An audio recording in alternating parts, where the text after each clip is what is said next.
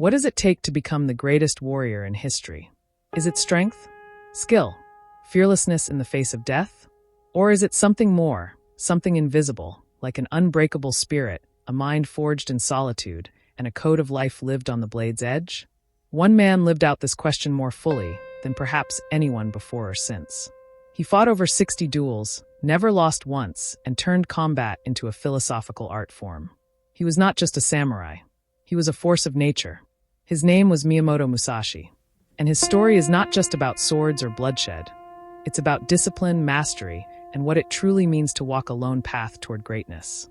Welcome to the unfolding journey, where we dive deep into the lives and legacies of figures who reshaped their worlds.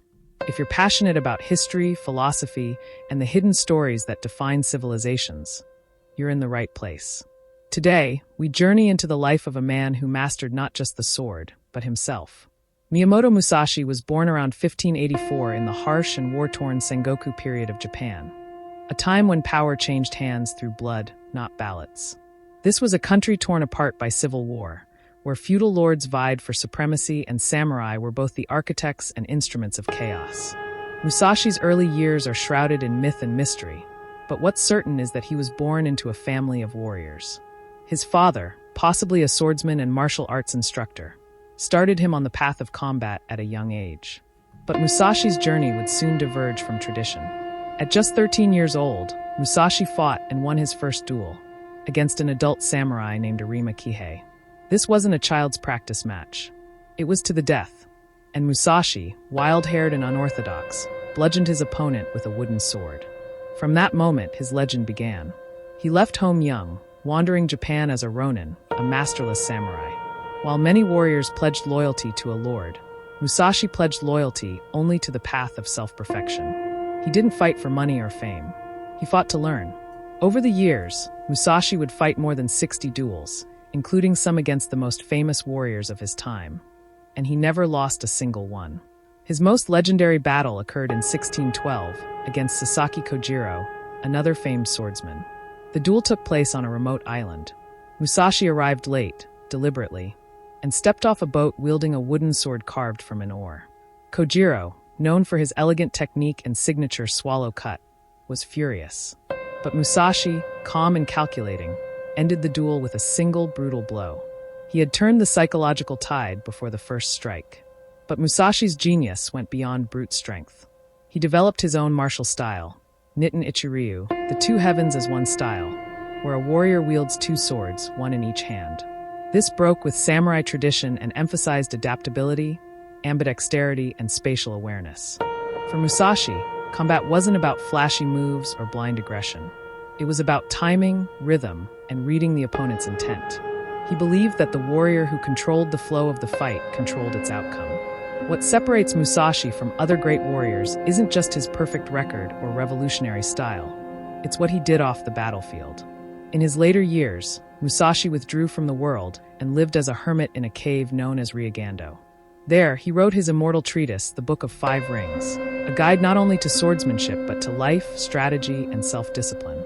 The book is divided into 5 scrolls: earth, water, fire, wind, and void, each representing a principle of combat and existence. It's studied today not just by martial artists, but by business leaders, military strategists, and philosophers. Musashi's teachings go far beyond how to win a fight.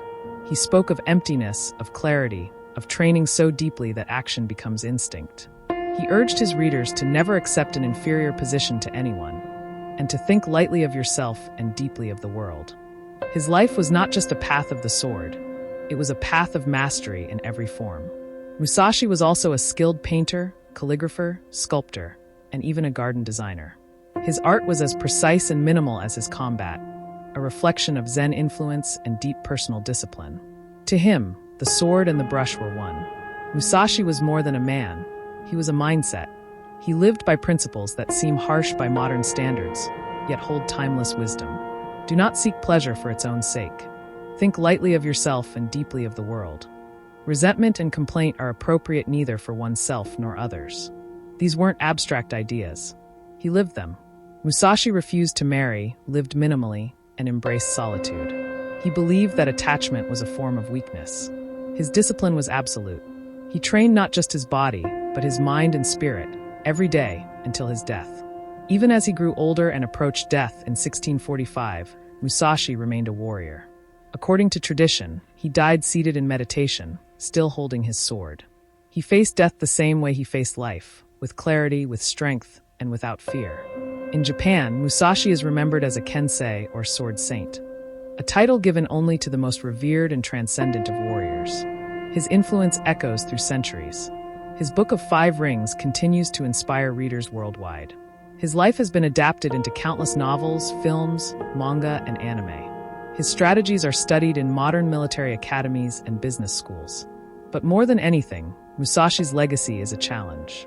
He challenges us to confront our own fears, to strip away ego, to pursue mastery in whatever path we walk, to endure hardship, walk alone if we must, and forge ourselves through discipline. His message isn't about violence. It's about living with intention. He lived in an age of swords.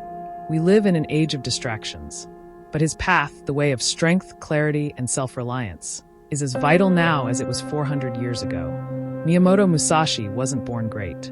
He became great through relentless discipline, unshakable purpose, and a refusal to ever stop learning. He showed us that the battle worth winning is the one within. And maybe that's the greatest lesson of all. This was the unfolding journey, where we explore the lives of those who walked uncommon paths. If this story inspired you, intrigued you, or made you reflect, there's more where that came from. We dive into history not to escape the present, but to understand it, and ourselves, better. So if you're ready for more untold stories, more legends, and more journeys through time and mind, subscribe to the channel, like the video, and join us on this unfolding journey.